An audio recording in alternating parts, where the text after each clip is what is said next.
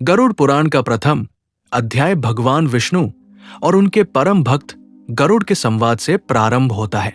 इस अध्याय में गरुड़ जी भगवान विष्णु से जीवन, मृत्यु और मृत्यु के बाद की स्थिति के रहस्यों को जानने की जिज्ञासा प्रकट करते हैं।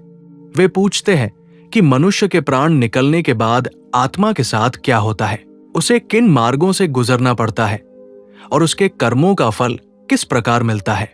भगवान विष्णु गरुड़ जी को अत्यंत करुणा और गंभीरता के साथ ये ज्ञान प्रदान करते हैं ताकि संसार के प्राणी अपने जीवन को सही दिशा में ले जा सके।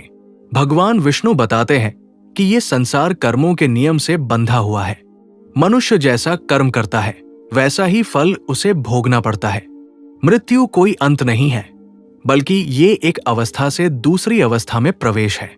शरीर नश्वर है पर आत्मा अमर है। जब मनुष्य की मृत्यु होती है तब उसकी आत्मा शरीर को छोड़कर आगे की यात्रा पर निकलती है।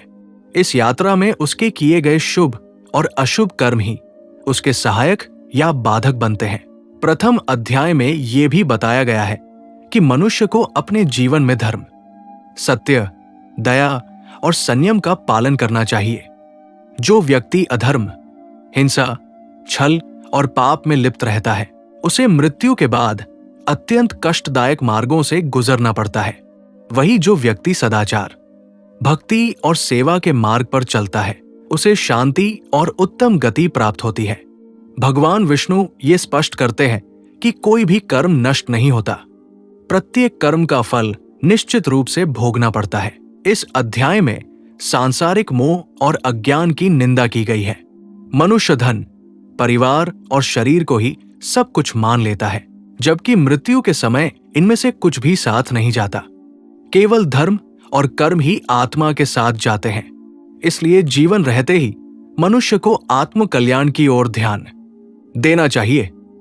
भगवान विष्णु बताते हैं कि जो व्यक्ति भगवान का स्मरण करता है और धर्म के मार्ग पर चलता है वो मृत्यु के भय से मुक्त हो जाता है। गरुड़ पुराण का पहला अध्याय मनुष्य को आत्मचिंतन के लिए प्रेरित करता है। ये समझाता है कि जीवन क्षण भंगुर है और मृत्यु अवश्यंभावी है। इसलिए समय रहते अपने कर्मों को शुद्ध करना, पापों से दूर रहना और ईश्वर की भक्ति में मन लगाना ही बुद्धिमानी है। ये अध्याय केवल मृत्यु के बाद के रहस्यों को नहीं बताता, बल्कि जीवित रहते सही जीवन जीने की शिक्षा भी देता है। इस प्रकार प्रथम अध्याय धर्म, कर्म और आत्मा के शाश्वत सत्य को सरल और प्रभावशाली रूप में प्रस्तुत करता है।